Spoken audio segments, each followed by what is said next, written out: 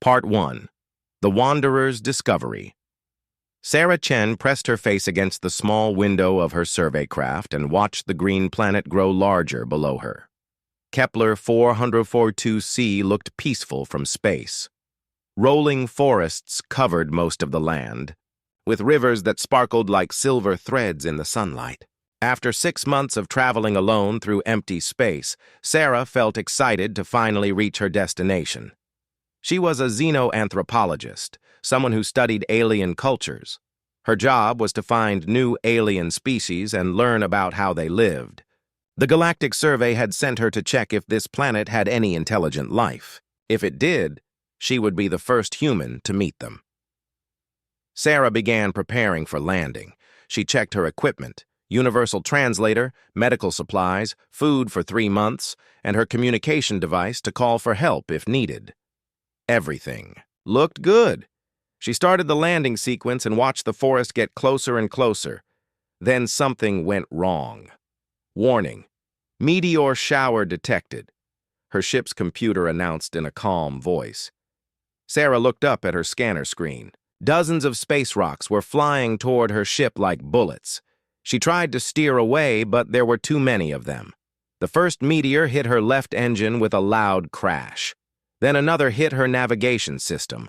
Sparks flew everywhere inside. The cabin... "This is not good," Sarah said to herself as she fought to control the ship. The forest was coming up fast now. She could see individual trees. Sarah held tight to her seat as the ship crashed through the tall branches and hit the ground hard. Everything went black. When Sarah woke up, her head hurt, and she tasted blood in her mouth. Sunlight was coming, through a crack in the ship's wall. She could hear strange sounds from outside, bird calls, but not like any birds on Earth. She checked herself for injuries, a few cuts and bruises, but nothing serious. She was lucky. Sarah looked at her ship's damage report on the computer. The news was bad. Her engines were broken. Her communication system was dead. Her navigation computer had been destroyed by the meteors. She was stuck on this planet until someone came looking for her, which might take months. "Well, Sarah," she said out loud to hear a familiar voice, "looks like you're going camping." She gathered her supplies and stepped outside. The air smelled sweet, like flowers mixed with pine trees. The forest around her was beautiful but alien. The trees had blue-green bark and silver leaves that made musical sounds when the wind moved through them. Strange purple flowers grew everywhere, and she could hear water running somewhere nearby. Sarah set up a basic camp near her crashed ship and began exploring. She had been trained for this kind of situation. The first rule was to find fresh water. The second rule was to look for signs of intelligent life. As a xenoanthropologist, she was excited about the second part, even though she was in danger. On her second day, Sarah found a clear stream about half a mile from her crash site. As she filled her water bottles, she noticed something odd. Some of the rocks in the stream had been arranged in perfect circles. This was not natural. Someone had put them there on purpose. "Interesting," Sarah whispered to herself. She took photos with her digital camera and made notes in her research journal. As she followed the stream deeper into the forest, Sarah found more signs of intelligence. Tree branches had been woven together to make bridges across the water. Certain plants grew in neat rows, like someone was farming them. And everywhere she looked, she saw those circular rock patterns. On the third day, Sarah saw them. She was hiding behind a large tree with blue bark when a group of tall, thin creatures walked past her hiding spot. They moved with grace, like dancers. Their skin looked like it was made of crystal. It was translucent and caught the light beautifully. They wore simple clothes made from woven plant fibers. Sarah had never seen anything so beautiful and peaceful. She watched them tend to a garden of mixed plants. They sang softly as they worked, and their voices sounded like wind chimes. These creatures clearly loved nature and worked with it instead of against it. Sarah decided to call them the Veltar, which meant crystal people, in an old Earth language she knew. The Veltar used tools that seemed to be grown rather than made. Their watering containers looked like large seeds. Their cutting tools appeared to be shaped pieces of wood that were still alive and growing. Everything they used came from the forest and would return to the forest when they were done with it. Sarah spent hours watching and taking notes. The Veltar seemed to be peaceful vegetarians. They never raised their voices or moved quickly. When one of them accidentally stepped on a small plant, they stopped to carefully replant it and sang what sounded like an apology song. But on the fourth day, Sarah discovered they were not alone on this planet. She was following a game trail through the forest when she heard loud, harsh voices ahead. Sarah crept forward carefully and hid behind some thick bushes. What she saw made her heart race.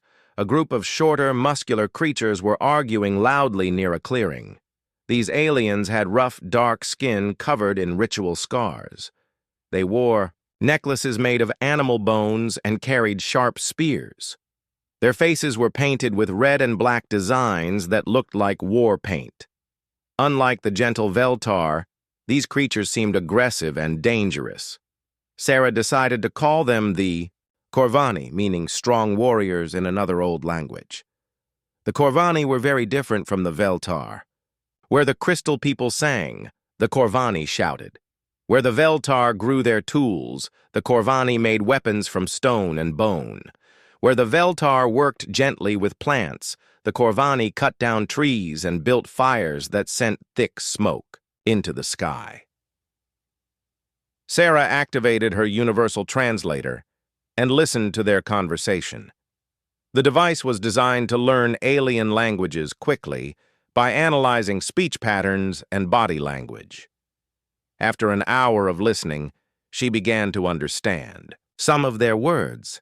The Corvani were angry about something. They kept pointing toward the part of the forest where Sarah had seen the Veltar. She heard words that her translator interpreted as weak, impure, and contamination. This did not sound good. Over the next few days, Sarah continued watching both groups. She learned that the two species shared the same planet, but lived very different lives. The Veltar stayed in the deeper parts of the forest, growing plants and creating beautiful things. The Corvani lived in the more open areas, hunting animals and building temporary camps. At first, Sarah thought they simply avoided each other, but slowly, she began to see the truth. The Corvani hunted animals that the Veltar needed for pollinating their plants. The Corvani cut down trees that the Veltar had spent years growing into useful shapes. And worst of all, the Corvani seemed to believe that the Veltar were somehow making the forest impure by mixing different types of plants together. Sarah's translator was getting better at understanding both languages. She learned that the Corvani had a strong belief in purity. They thought that different species of plants should not be grown together. They believed that mixing things was evil and would anger their gods. The Veltar, on the other hand, believed that mixing different plants made them stronger and more beautiful. Their entire culture was based on cooperation and combination. To them, the hybrid gardens they grew were works of art and science combined. Sarah realized she was watching a conflict that could turn deadly. The Corvani outnumbered the Veltar and had weapons. The Veltar had no weapons at all. They seemed to be completely peaceful by nature. If the Corvani decided to attack, it would not be a war. It would be a massacre. As Sarah sat by her small campfire that night, she looked up at the alien stars and wondered what she should do. According to the rules of her job, she was supposed to observe without interfering. Scientists were not supposed to change the cultures they studied. But Sarah was also a human being, and humans had a hard time watching innocent people get hurt when they could do something to help. She did not know it yet, but her decision would soon be tested in the worst possible way. Part 2. The Ritual of Flames. Sarah woke up on her 7th day on the planet to the sound of angry voices. She grabbed her translator device and crept through the forest toward the noise. What she found made her stomach twist with fear. A large group of Corvani warriors had surrounded a small clearing where the Veltar grew their mixed gardens. The crystal-skinned people stood in a circle, their translucent faces showing confusion and fear. They had never seen the Corvani act so aggressive before. In the center of the clearing stood a young Veltar female. Sarah had seen her before. She was the one who always sang the most beautiful songs while tending the hybrid plants. The Veltar seemed to respect her greatly. Sarah decided to call her Lyra after an Earth constellation. Lyra was kneeling beside a garden bed where different colored flowers grew together in perfect harmony. Red blooms mixed with blue ones, and golden petals grew next to silver ones. To Sarah's human eyes, it looked like living art. But the Corvani warriors were pointing at it and shouting words that Sarah's translator interpreted as poison, corruption, and evil mixing. The largest Corvani warrior stepped forward. He had more scars than the others and wore a necklace made from the bones of some large animal. Sarah realized he must be their chief. His face was painted with black symbols that looked like fire and death. "You have poisoned the sacred grove," the chief declared, his voice deep and threatening. "The pure plants of our ancestors grow here for 1,000 seasons. Now you contaminate them with your mixed breeds and unnatural combinations." Lyra stood up slowly, her crystal skin catching the morning light. When she spoke, her voice was soft and musical, even though Sarah could see she was frightened. "Great warrior," Lyra said carefully, "these plants grow stronger when they share the soil. The red flowers protect the blue ones from insects. The golden blooms help the silver ones get more sunlight. They help each other survive." The Corvani chief spat on the ground. "Lies! Our shamans teach that mixing brings weakness. Pure blood stays strong. Pure plants stay healthy. Your corruption will spread like a disease and kill everything that is good in our world." Sarah watched in horror as more Corvani warriors arrived. They carried bundles of dry wood and containers filled with some kind of oil. Her heart began racing as she realized what they were planning. "We will cleanse this corruption with the sacred fire," the chief announced, "and we will cleanse the one who spreads it." Two warriors grabbed Lyra by her arms. She did not fight them. The Veltar seemed unable to understand the concept of violence, even when it was directed at them. The other crystal people just stood there, making soft crying sounds that reminded Sarah of wind through broken glass. The Corvani began building a large pile of wood in the center of the clearing. They arranged it in a perfect circle, just like the rock patterns Sarah had found by the stream. But this circle was not for beauty or ceremony. It was for burning. Sarah's translator continued working as the Corvani chief explained his people's beliefs to the gathered crowd. According to their religion, fire was the purest element in the universe. It could destroy corruption and cleanse impurity. When someone committed a great sin against the natural order, only fire could wash away their evil actions. The crystal. "Ones think they are wise," the chief said, his voice growing louder.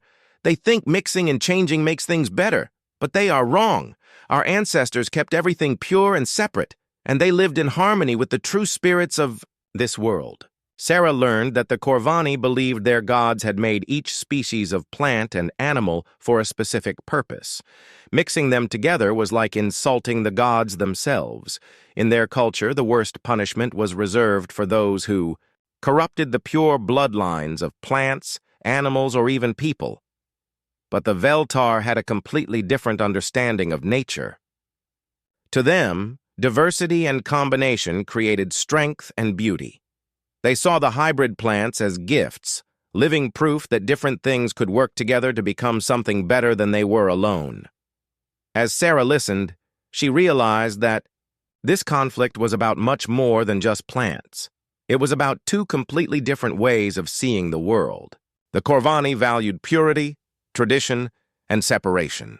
The Veltar valued mixing, growth, and cooperation. Neither side could understand how the other thought. The warriors tied Lyra to a wooden post in the center of the fire circle. She looked, so small and fragile, surrounded by all that dry wood.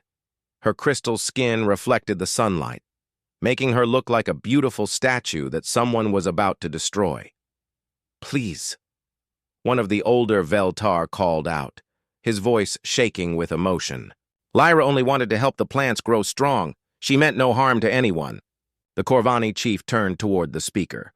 "Your young female has committed the greatest sin. She has mixed the sacred bloodlines and created abominations. The fire will purify her corruption and send a message to all crystal ones. Keep to your own kind and stop poisoning our world."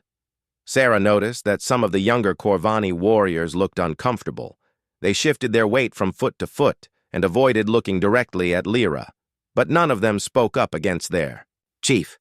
In their culture, challenging the leader meant death or exile. The chief began pouring the oil over the woodpile. The smell was sharp and bitter. It would make the fire burn very hot and very fast. Sarah realized with growing horror that they were not planning to just scare Lyra. They really intended to burn her alive. "Great spirits of fire," the chief chanted, raising his arms toward the sky. "Accept this offering of purification. Cleanse this corruption from our world and protect the pure bloodlines of our ancestors." The other Corvani warriors began chanting, too. Their voices created a low, threatening sound that echoed through the forest. Birds stopped singing. Small animals ran away and hid. Even the wind seemed to stop moving through the trees. Sarah felt sick to her stomach. She had studied many alien cultures in her career, but she had never seen anything like this. The Corvani were not evil people. They truly believed they were doing the right thing. In their minds, they were protecting their world from corruption. But their good intentions were about to result in the murder of an innocent person. Lyra stood quietly. In the center of the fire circle, her head held high. She seemed to understand that begging would not help. Instead, she began singing softly to herself, the same beautiful song Sarah had heard her sing while tending the plants. Her voice was clear and sweet, even in the face of death, the Corvani. Chief took out a small fire-making device, 2 pieces of stone that would create sparks when struck together. He held them over a piece of dried grass that would catch fire easily. "By the power of the sacred flames," he declared, "let this corruption be cleansed from our world forever." Sarah's hands were shaking. According to her training, she was supposed to observe without interfering. Scientists were not supposed to change the cultures they studied, even when those cultures did terrible things. But Sarah was discovering that there was a big difference between reading about non-interference in a textbook and watching an innocent person about to be burned alive. The chief struck the stones together. Sparks flew onto the dried grass. Oh, small flame began to grow. Sarah made her decision.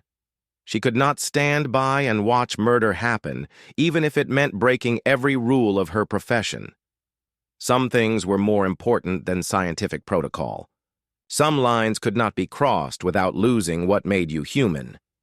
As the chief lowered the burning grass toward the oil-soaked wood, Sarah took a deep breath and prepared to do something that would change everything for 3 different species on a planet far from Earth. Part 3. The Human Intervention. Sarah pulled her emergency flare gun from her belt with trembling hands. She had only 3 flares left. They were supposed to be for signaling rescue ships, not for stopping alien executions. But desperate times called for desperate measures. The Corvani chief was about to touch the burning grass to the oil-soaked wood when Sarah stepped out from behind the trees. She pointed her flare gun at the sky and pulled the trigger. Whoosh! Bang! A brilliant red light exploded above the clearing, brighter than the sun. It made a sound like thunder and left trails of sparkling fire in the air. Every creature in the clearing froze in shock. They had never seen anything like it. The Corvani warriors stumbled backward, covering their eyes. Some of them fell to the ground and started praying to their gods. The Veltar made their wind chime. Sounds of amazement. Even the chief dropped his burning grass, which went out in the dirt. "Stop!" Sarah shouted in the Corvani language, using her translator to make sure her words were correct. She had been listening to them for days and learning their speech patterns. "I am a spirit of the metal sky. I have come to judge your actions." Sarah knew this was a huge gamble. During her observations, she had learned that both species believed in sky spirits, powerful beings who lived among the stars and sometimes came down to Earth to test mortals. The Corvani especially feared the sky, spirits, because their legends said these beings could control fire and light. The chief stared at Sarah with wide eyes. She looked completely different from both alien species. Her skin was a warm brown color instead of crystal or dark gray. Her hair was black and straight, not like the flowing tendrils of the Veltar or the braided knots of the Corvani. And she wore strange clothes made from materials neither species had ever seen. You are from the star realm?" the chief whispered, his voice shaking. Sarah fired another flare, this one blue. It created even more spectacular lights in the sky. "I am Sarah, messenger of the distant suns. I have been watching your people, Corvani chief. I have been watching all of you." The warriors began murmuring to each other in frightened voices. Sarah caught words that meant Judgment Day and the testing time. She realized that their legends included stories about sky spirits coming to test whether mortals were worthy of continued existence. "Great Spirit," the chief said, dropping to one knee. "We are cleansing corruption from our world, just as our ancestors taught us. This crystal one has poisoned the sacred plants with her evil mixing."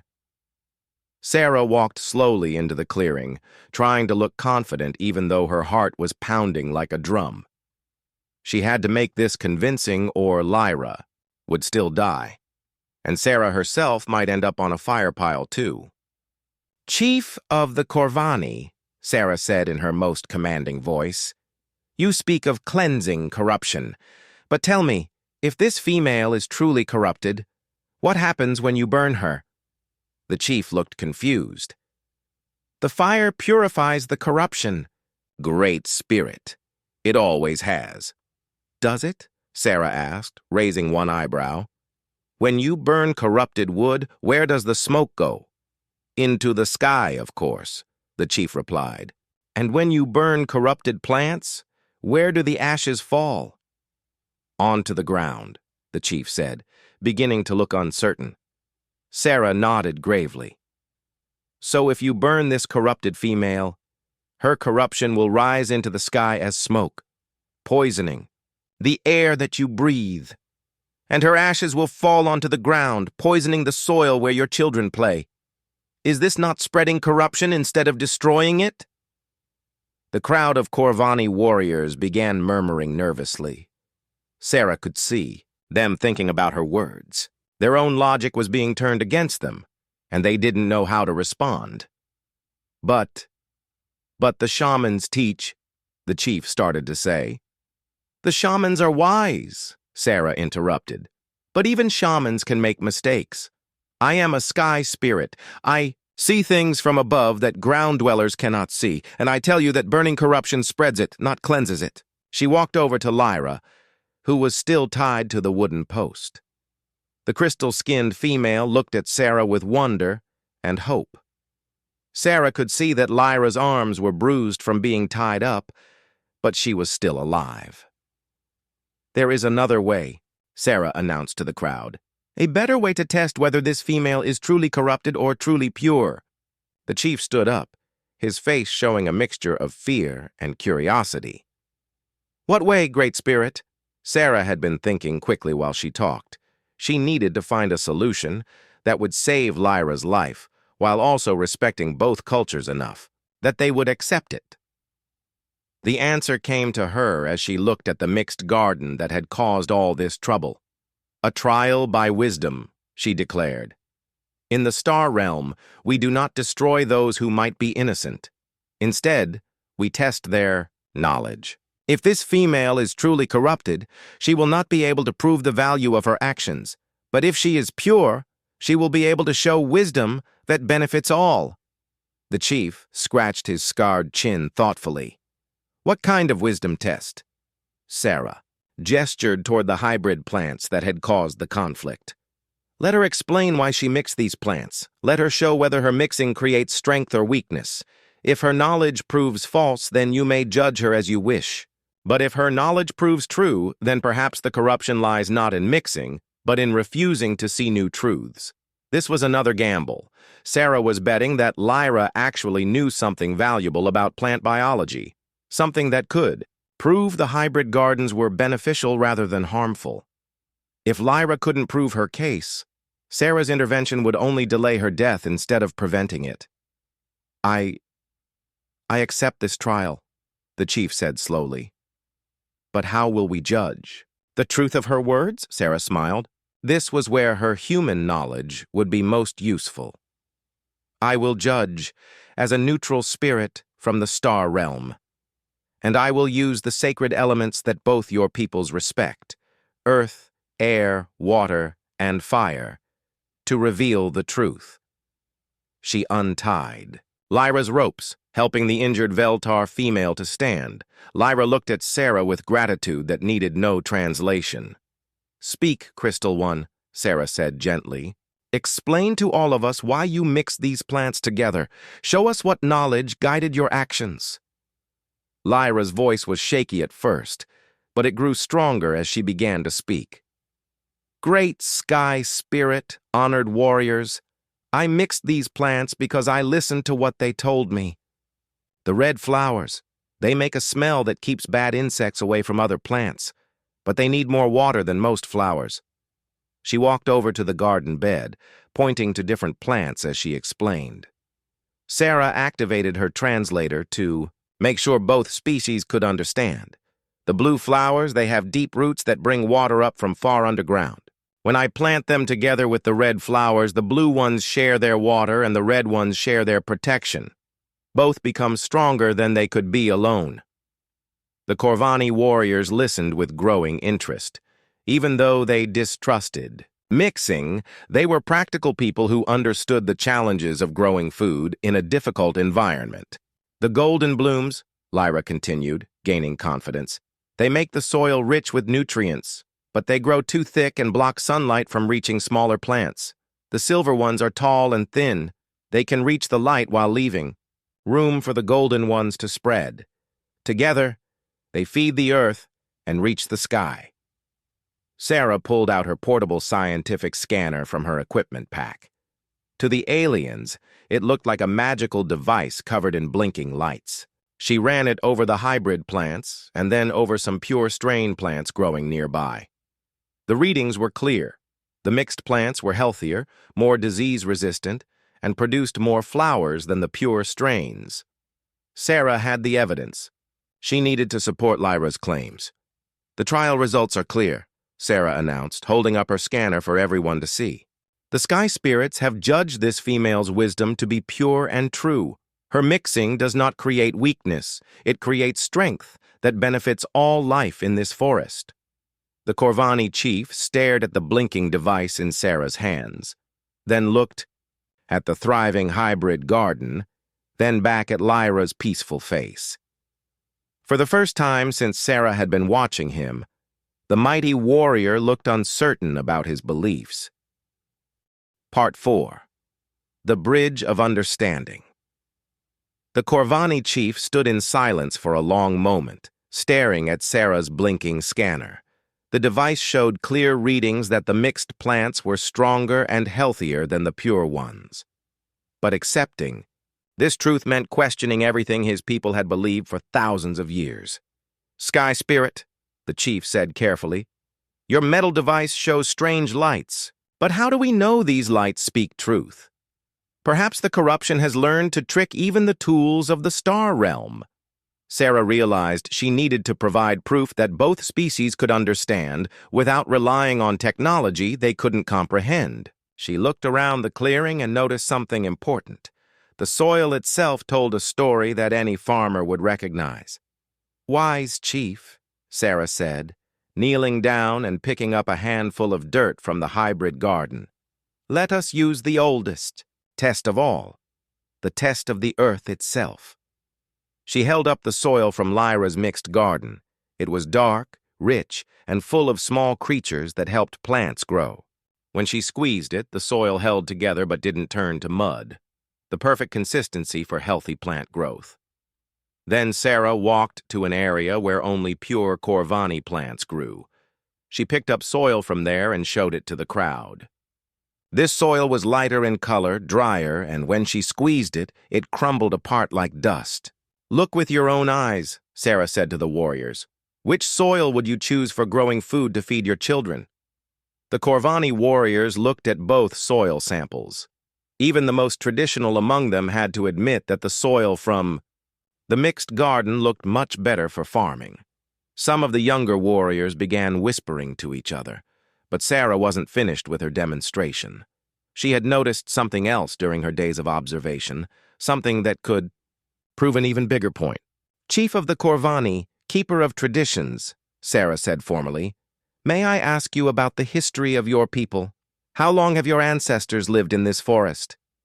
The chief puffed out his chest with pride. Our people have lived here since the beginning of time. Sky Spirit. We are the first children of this world, and we know all its secrets. Sarah nodded respectfully. And the crystal people? How long have they been here? They came later, the chief said with disgust. They are invaders who try to change our pure world with their mixing and contamination. This was exactly what Sarah had hoped to hear.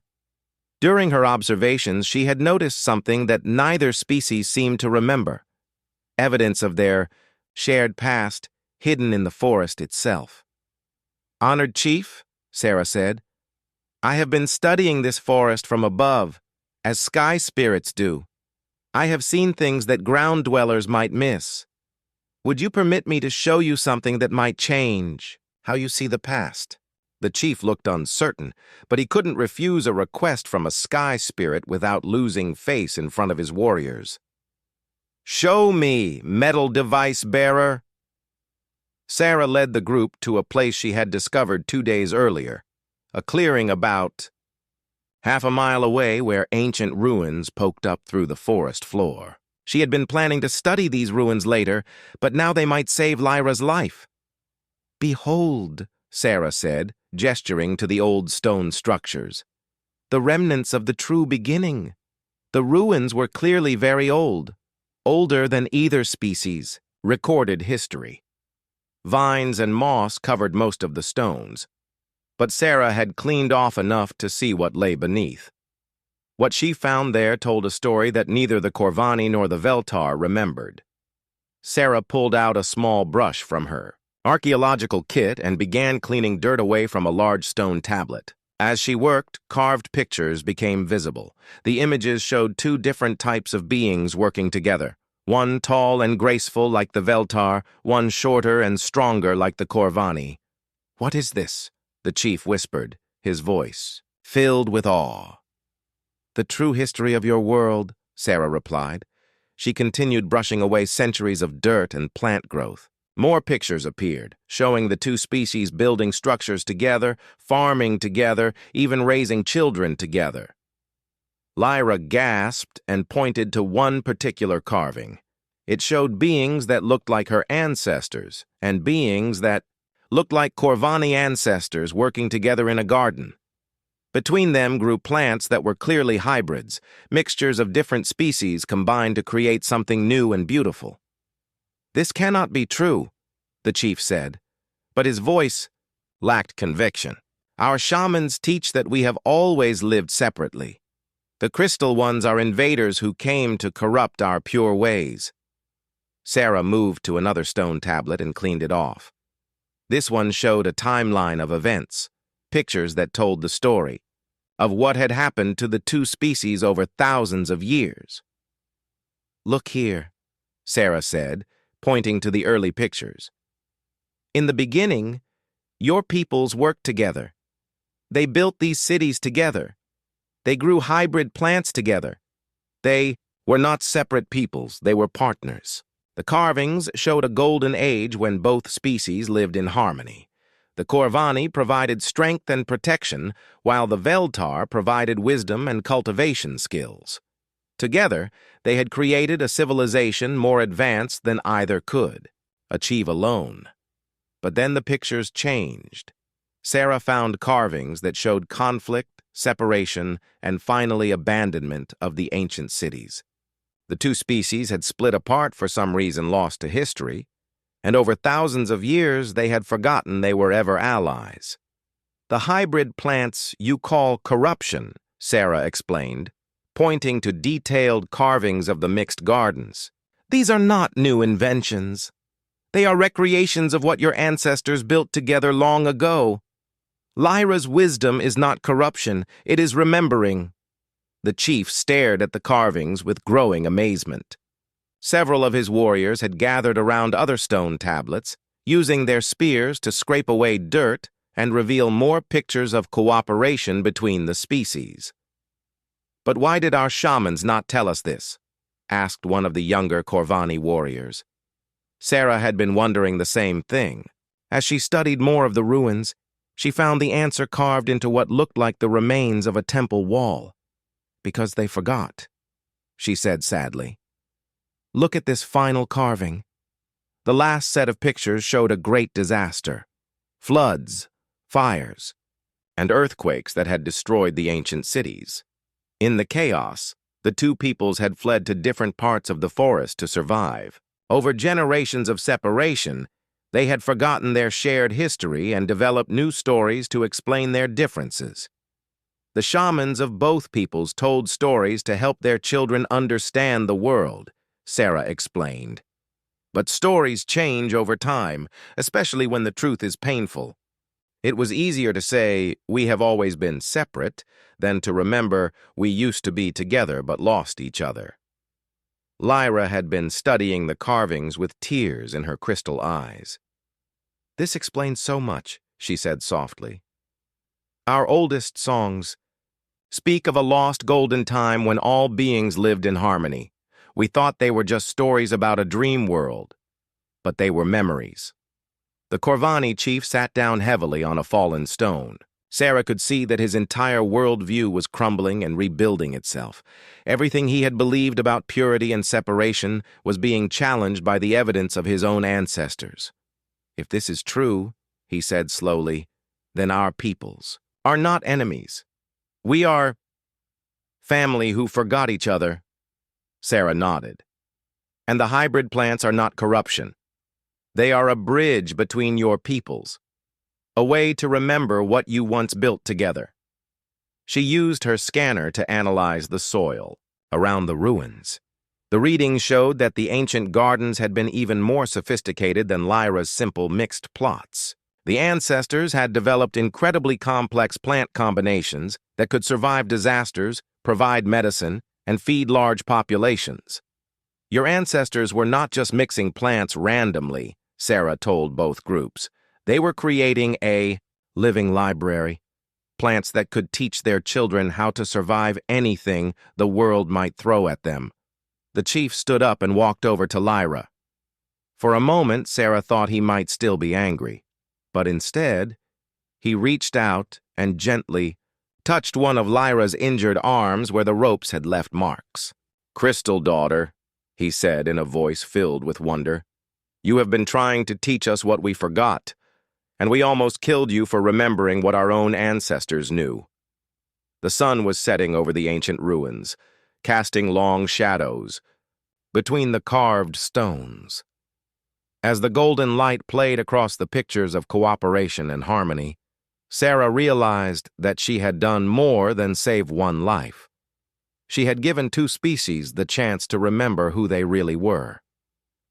Part 5. The New Alliance. 3. Months after the day Sarah had stopped Lyra's execution, the forest looked completely different. Where once there had been separate territories for each species, now there were mixed communities where Corvani and Veltar worked side by side. Sarah sat on a stone bench in the center of what everyone now called Unity Garden. Around her, Hybrid plants grew in careful patterns designed by both species working together. Corvani warriors used their strength to build raised beds and irrigation channels, while Veltar cultivators used their knowledge to choose which plants would grow best together. The transformation hadn't happened overnight. After discovering the ancient ruins, both peoples had needed time to process what they had learned about their shared history. Many older Corvani warriors had struggled to accept that their beliefs about purity were wrong. Some older Veltar had worried about trusting people who had almost killed one of their own, but the younger members of both species had embraced the new knowledge with enthusiasm. They were excited to learn skills from each other and to recreate the wonders their ancestors had built together. Lyra approached Sarah's bench, carrying a basket of freshly harvested hybrid fruits. Her crystal skin had healed completely from her ordeal, and she now wore a necklace made from both Veltar plant fibers and Corvani carved bones, a symbol of the new friendship between their peoples. "Sarah," Lyra said with a smile, "the first crop from the Unity Garden is ready. Would you like to try some?" Sarah accepted one of the fruits. It was unlike anything from Earth, purple on the outside with golden flesh inside, and it tasted like a mixture of strawberries and mangoes. "Delicious," she said. "Your ancestors really knew what they were doing when they created this variety." "Our ancestors," Lyra corrected gently. "We are learning to think of them as shared ancestors now." The fruit was one of dozens of ancient, hybrid varieties that the two species had recreated by studying the carvings in the ruins. Each plant served multiple purposes, providing food, medicine, materials for building, and even natural pest control. The ancestors had designed a perfect ecosystem that could support both peoples through any disaster. Chief Korvac approached them, carrying his own basket of vegetables. Sarah still found it amazing to see the fierce warrior who had once ordered Lyra's death now working peacefully in a garden. But that was exactly what had happened. "Sky Spirit Sarah," Korvac said with a bow. Even though Sarah had explained many times that she was just a human scientist, the Corvani insisted on treating her with great respect. "The council meeting is ready to begin. Both peoples are eager to hear your wisdom about the new trade agreements." Sarah followed Korvac and Lyra to the center of the village, where a large circle of stones had been arranged for community meetings. This was another recreation from the ancient ruins, a place where both species could gather as equals to make decisions together. Around the circle sat representatives from both peoples. Young Corvani warriors sat next to elderly Veltar wise ones. Mothers from both species shared stories about their children. Farmers and hunters discussed the best ways to manage the forest's resources. Sarah had helped them create what she called a consensus council, a way of making decisions where everyone's voice was heard and no one group could force their will on another. It was based on democratic principles from Earth, but adapted to fit the cultures of both alien species. "Friends," Sarah said, standing in the center of the circle, "3 months ago, you were two separate peoples who feared and misunderstood each other. Today, you are showing the galaxy what cooperation can accomplish." She gestured to the thriving community around them.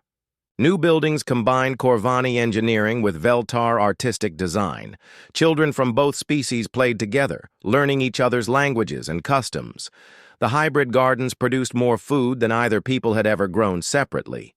"But our work here is not finished," Sarah continued. "You have contacted me through my communication device to discuss something important, the future of your alliance." Over the past month, Sarah had managed to repair enough of her ship's communication system to send messages back to Earth. The response had been immediate and enthusiastic. The Galactic survey was fascinated by her reports of two species learning to overcome ancient prejudices and work together. "The galaxy is watching your example," Sarah told the council. "Other worlds have similar conflicts between different species. Some planets have been at war for thousands of years because their peoples cannot learn to cooperate. What you have achieved here could help bring peace to many worlds. Korvac stood up to address the group. Sky Spirit Sarah, when you first appeared, among us I thought you had come to judge us for our sins. I did not understand that you had come to help us remember who we truly are. He walked over to Lyra and placed his hand on her shoulder, a gesture that would have been unthinkable just months before. This wise crystal daughter nearly died because of my ignorance, but her wisdom, combined with your guidance, has shown us a better path. Lyra stood as well. Great warrior Korvac speaks truth, but I want to say something else. She looked around the circle at faces from both species. Sarah has taught us that cooperation makes us stronger, but she has also taught us something more important. She has shown us that strangers can become family. Sarah felt tears forming in her eyes. During her long journey to this planet, she had been lonely and homesick. She had missed her family on Earth and wondered if her work studying alien cultures really mattered. Now she knew it did. You have both taught me something as well, Sarah said. You have shown me that understanding and compassion can overcome any difference. That wisdom is more powerful than weapons. That courage means standing up for what is right, even when it's difficult. The council spent the next several hours discussing their plans for the future. They wanted to create a permanent alliance between their peoples, with shared laws and shared responsibilities. They wanted to continue studying the ancient ruins to learn more about their ancestors' knowledge, and they wanted to share what they had learned with other worlds that might benefit from their example. As the meeting ended, Sarah walked with Lyra and Korvac to the hill where her repaired ship waited. Over the past month, both species had worked together to help her fix the damage from her crash landing.